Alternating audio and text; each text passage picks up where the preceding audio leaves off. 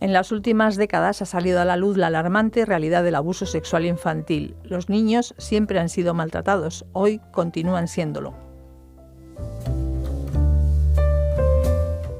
Las personas abusadas en su infancia han empezado a hablar de su experiencia y su maltrato, mostrando a toda la sociedad cómo han sido víctimas de un trato indigno. Afortunadamente hemos llegado a un grado de sensibilidad social, tanto en el marco político y legal como en el científico, que ha permitido reconocer el dolor que produce el abuso sexual infantil y el daño que genera en los menores en pleno desarrollo biopsicosocial. Se han establecido mecanismos legales que intentan proteger los derechos y necesidades del menor y se han desarrollado terapias para paliar el daño causado.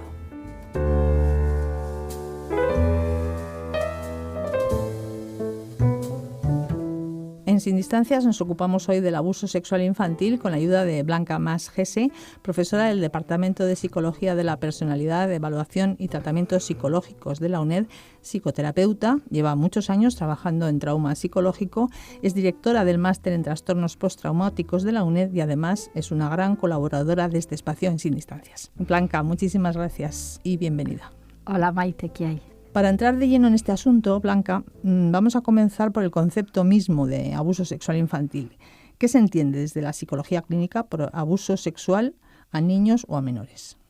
El abuso sexual infantil es, ante todo, una experiencia de vida compleja y, como tal experiencia adversa, fue incluida muy recientemente, en el año 1980, en el Manual Diagnóstico y Estadístico de los Trastornos Mentales de la Asociación Americana de Psiquiatría. Y lo incluyeron dentro del criterio A, que es el que define qué es un trauma y qué es un acontecimiento adverso, del trastorno de estrés postraumático. Toda la definición del trastorno de estrés postraumático estuvo muy influenciada por una gran presión social que hubo en la década de los 60 en los Estados Unidos. Entonces es una presión como un poco similar a la que estamos viviendo en relación al movimiento Me Too, ¿no? Que está sacando a la luz cosas que antes estaban más ocultas. Una experiencia traumática es aquella experiencia que produce una cascada de acontecimientos biopsicosociales y trastornan totalmente a la persona. Pero además, si ocurren en la infancia y si además ocurren en relación con las figuras de apego, pues todo el desarrollo del niño puede verse involucrado. Y se va a ver involucrado pues todas sus reacciones y su forma de relacionarse con sí mismo y con los demás. Para llegar a la conclusión que el abuso sexual era una experiencia traumática, tuvo que concluirse que los niños podían sufrir de forma parecida a los adultos el impacto de la experiencia traumática y que además el abuso era una experiencia traumática. Ahora parece fácil, pero en aquel momento, pues tuvo todo su desarrollo histórico. Las personas con un trastorno de estrés postraumático van a mostrar 3 grupos de síntomas muy claramente diferenciados. Unos que vuelven a experimentar o reexperimentan lo que les ha ocurrido, ya puede ser en forma de pensamientos, ya pueden ser recuerdos, pero también puede ser en formas de flashback. Un flashback es un estado disociativo y durante el cual no recuerdas la situación, sino que la revives, como si volviera a estar ocurriendo en presente. El acontecimiento vivido puede venir también en forma de pesadillas. El segundo grupo de síntomas hace alusión a la evitación. Las personas tienden a evitar todo aquello relacionado con el acontecimiento vivido, ya sea sus memorias y recuerdos, ya sea las situaciones que estuvieron presentes en aquella situación o que de alguna forma se lo recuerden. Y por último, estas personas van a mostrar un estado normal de hiperalerta, con una gran activación fisiológica. Por lo tanto, esta dimensión biológica también está comprometida y que va a llevar a cambios neuroendocrinos que, unido a los síntomas psicológicos, pues aumentan el sufrimiento y la vulnerabilidad de la persona. ¿Qué diferencia hay entre vivir una única experiencia traumática puntual y vivir inmerso en una experiencia continua durante años?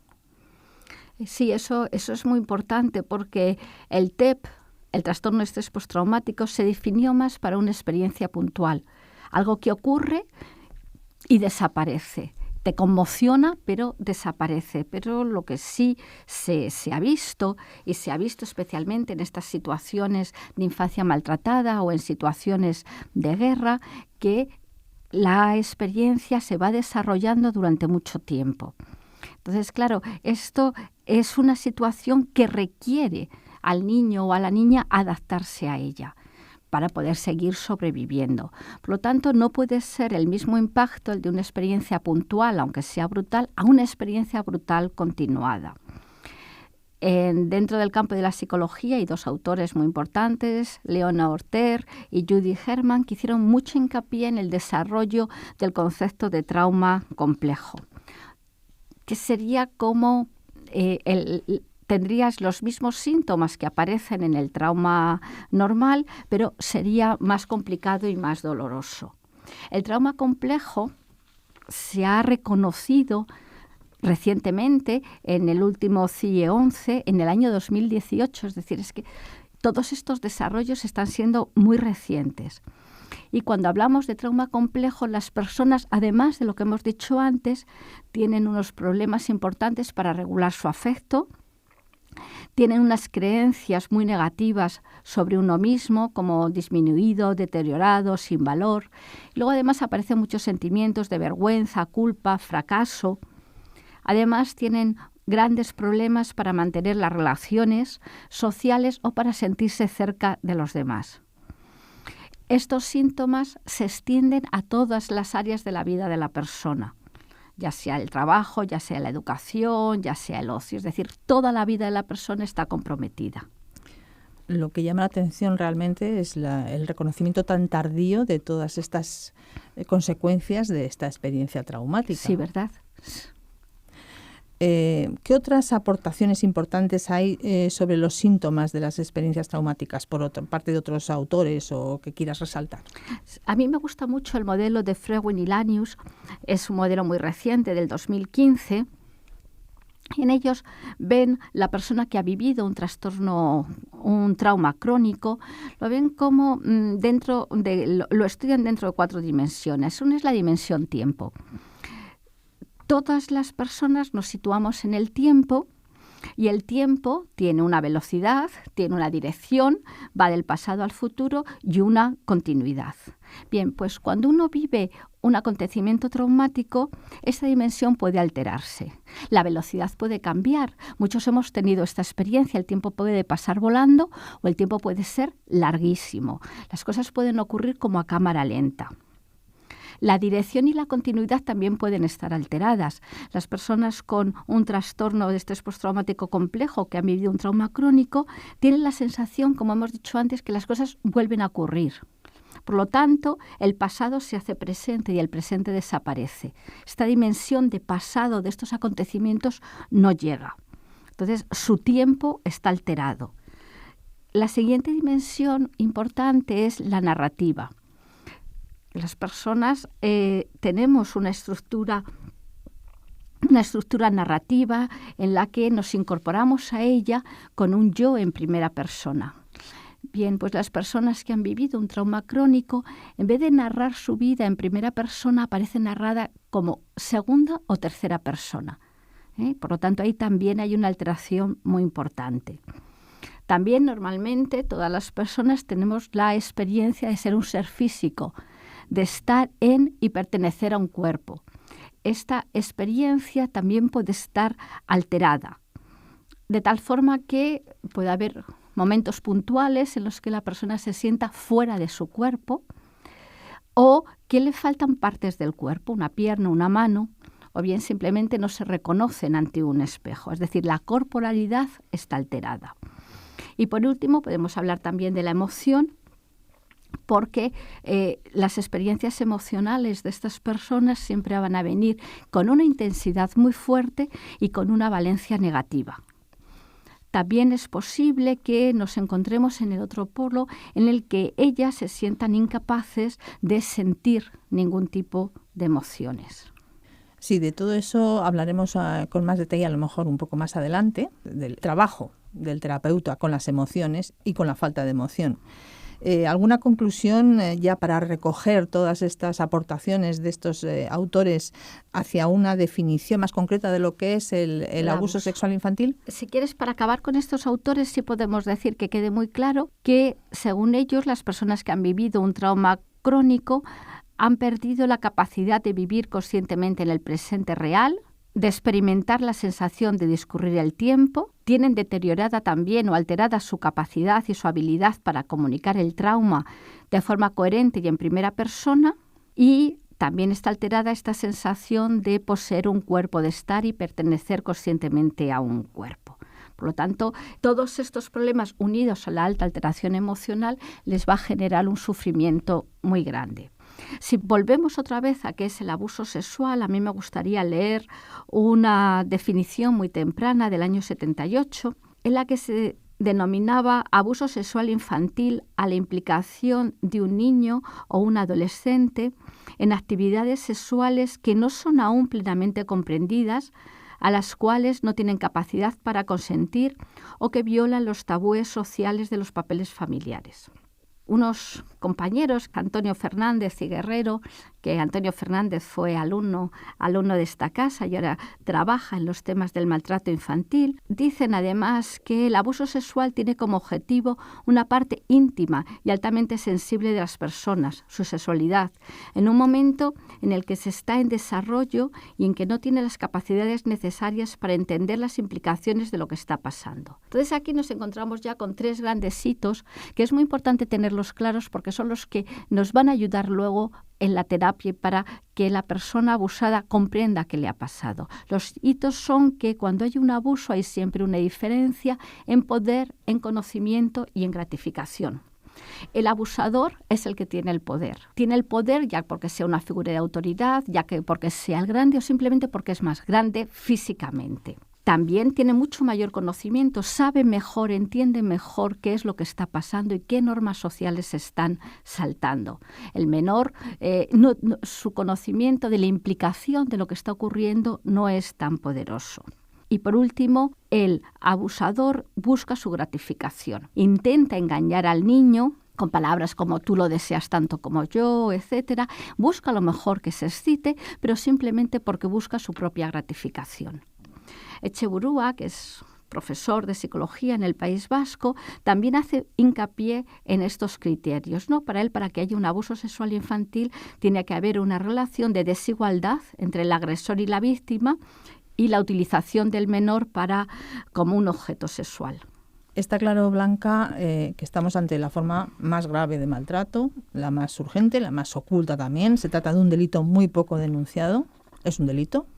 Es un delito, sí. Es un delito. Y es difícil, ¿no?, aportar datos fiables. ¿Qué datos estadísticos se manejan desde la literatura científica sobre el abuso sexual en la infancia? Hace muy poquito Save the Children ha sacado un informe muy bueno sobre el abuso sexual en población española y ellos calculan que entre un 10 y un 20% de la población española ha sido abusada sexualmente. Es decir, es un porcentaje muy alto para lo poco conocido que es. ¿Quién abusa de los menores? Mira, esto es importantísimo porque no hay un perfil de quién es un abusador. No es alguien que tú puedas reconocer a simple vista. No es alguien que no es de un solo perfil de clase social, no es de una sola profesión, no. Puede ser cualquier hombre, puede aparecer este problema. Por lo tanto, normalmente después que se reconoce a alguien como un abusador es como una sorpresa. ¿Quién iba a decirlo, no?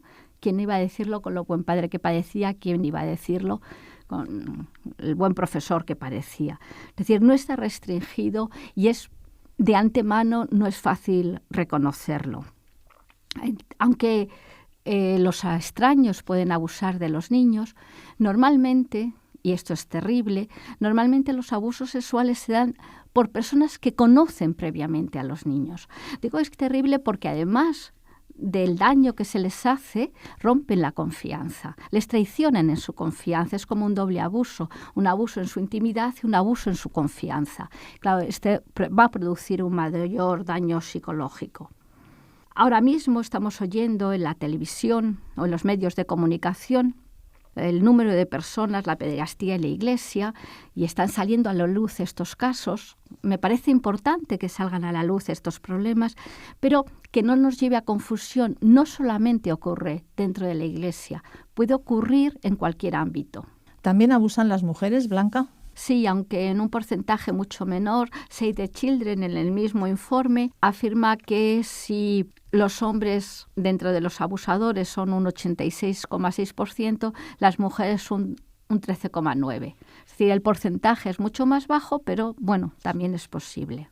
Cada uno de estos tres términos implicados, abuso, sexual e infantil, son excesivamente amplios, lo que hace muy complejo el estudio de este problema. Eso desde luego, Maite. Son tres términos tan amplios que recogerlo todo y buscar directrices es muy complicado. Afortunadamente, independientemente de la amplitud del problema, se van formando unas líneas para poder trabajar, especialmente para poder trabajar en terapia. Pero es muy complejo porque abarca una amplísima cantidad de personas, de situaciones y de conductas también.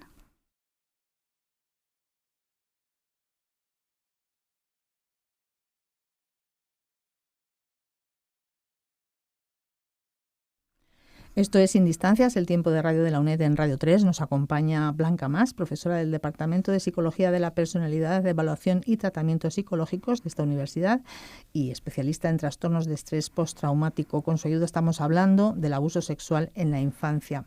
Al estudiar el trastorno por estrés postraumático es fundamental explorar la interacción entre las características biológicas, psicológicas y sociales de la víctima y las características propias del acontecimiento traumático en el desarrollo de las posibles secuelas. Vamos a comenzar, si te parece, a partir de ahora analizando, Blanca, las características del acontecimiento traumático. Sí, las características del acontecimiento traumático se han estudiado mucho, tanto en este campo del abuso sexual infantil como en el campo del trauma en general. Y se sabe que la respuesta de estrés es más severa y más duradera cuando las situaciones traumáticas corresponden a violencia interpersonal. Pero si además esta violencia interpersonal tiene un carácter intencional, todavía el dolor es mayor. Y además, en el abuso sexual infantil nos encontramos también como un factor muy importante el contexto en el que el abuso se da. Y este es un contexto de una relación de confianza, como hemos dicho antes, una relación de confianza que se va a traicionar. Y normalmente suelen ser las figuras de apego, el padre, el que está implicado en este tipo de abusos, aunque también puede haber otras figuras, evidentemente, un profesor, un vecino, un abuelo, es decir, puede haber otras figuras. Otro factor importante es la frecuencia en la que estos acontecimientos se han vivido. La media, que nos ha informado también Save the Children, la media de años en las que viven las niñas en esta situación de abusos sexuales es de 4 años. Es decir, antes de que ellas empiecen a hablar han transcurrido mucho tiempo. Nos encontramos en situaciones de maltrato crónico. Otro factor que es importante estudiar en relación a las situaciones, si ha habido violencia, si se ha hecho uso de la fuerza o no. Podemos pensar que cuando se hace uso de la fuerza, el dolor inmediato va a ser mayor. Y podemos pensar también que cuando la niña es seducida o se le han manipulado sus debilidades, sus necesidades, cuando llegue a la adolescencia va a sentir mayor culpa. Entonces, bueno, pues el uso de la fuerza no puede ser otra variable importante. ¿Qué ocurre cuando además hay lesiones? En el trauma, cuando además del trauma psicológico hay una lesión, las secuelas son mayores. Aquí también es una variable que hay que tener en cuenta. ¿Qué podemos encontrar? Podemos encontrar una lesión grave. El abuso le ha podido causar una lesión y en algunos casos grave. Podemos encontrar también que ha sido infectado de alguna enfermedad de transmisión sexual, que la niña se haya quedado embarazada, que ha sido contagiada del virus de la inmunodeficiencia humana. Es decir, que además del problema psicológico puede aparecer también un problema médico. Hablemos del menor, de la víctima. ¿Hay niños y niñas más vulnerables que otros? El abuso sexual se puede dar o le puede ocurrir a cualquier menor. Por lo tanto, es muy importante saber que igual que no hay un abusador, un perfil típico, todos los niños pueden estar a riesgo de padecer un abuso sexual. Dicho esto, también es cierto que hay niños que pueden ser más vulnerables. Los niños más vulnerables son aquellos que tienen un menor apoyo familiar. Son niños que tienen menos afecto, que tienen menos supervisión, que tienen una discapacidad intelectual. ¿Por qué? Porque son niños a los que va a ser más fácil acercarse y va a ser más fácil conseguir el silencio. Si tiene una estrecha relación con un adulto de confianza, el niño le va a poder contar su problema. Pero estos niños más solitarios o sin ese adulto de confianza no van a tener a nadie a quien dirigirse. El silencio es un factor importantísimo en el abuso sexual a los menores. Hace tiempo hubo una entrevista realizada en Estados Unidos a personas que habían abusado de menores y se les preguntaba qué les hubiese a ellos parado de hacer el abuso. Y todos coincidían el miedo a que el niño hubiese hablado. Por lo tanto, conseguir el silencio es una cosa fundamental. ¿Cómo lo van a conseguir? Pues lo pueden conseguir, como hemos dicho antes, por medio de chantajes, de la fuerza o de la seducción. Y si hablamos de otras características, de otras variables, ¿cómo es la edad?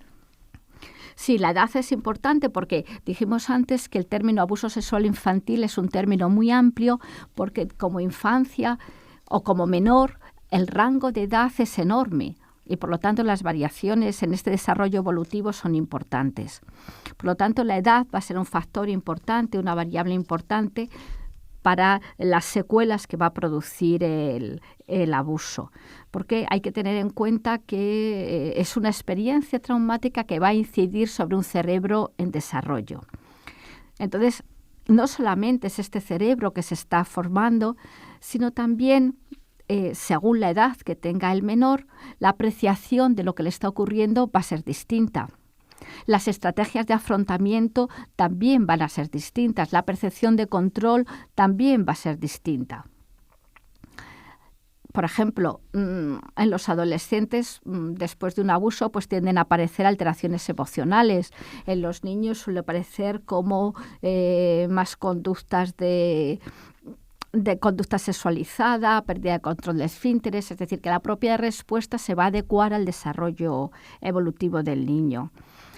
Pero a pesar de esto, independientemente del momento evolutivo, en todos los grupos de edad se ha encontrado que pueden desarrollar un trastorno de estrés postraumático o un trastorno de trauma complejo.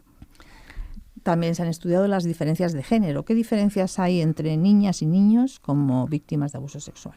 Yo estoy tendiendo a hablar de niñas porque el porcentaje de abusos es mayor a las niñas que a los niños, pero también los niños son abusados. Y sí que hay diferencias porque de los niños se abusa más tarde, cuando son un poco más mayores.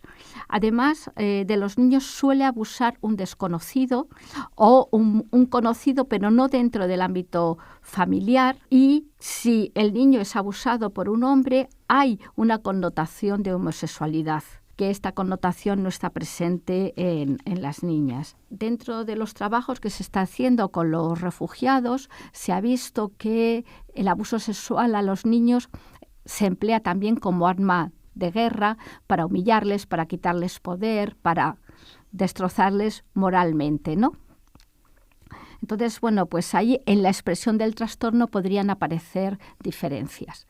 Las niñas pueden tener una sintomatología más internalizada y los niños más externalizada. Otro factor importante a estudiar tanto en niños como en niñas es el estilo atribucional. Se ha visto que si se tiene un estilo atribucional global, estable e interno y un pensamiento mágico, pueden tener problemas posteriormente, pero también el estilo contrario, externo, global y estable, también lleva problemas. ¿Qué significa esto? Significa que si tú dices el estilo interno, yo he causado el problema, puede parecer muy terrible, pero si tú lo has causado, a lo mejor tú puedes cambiarlo.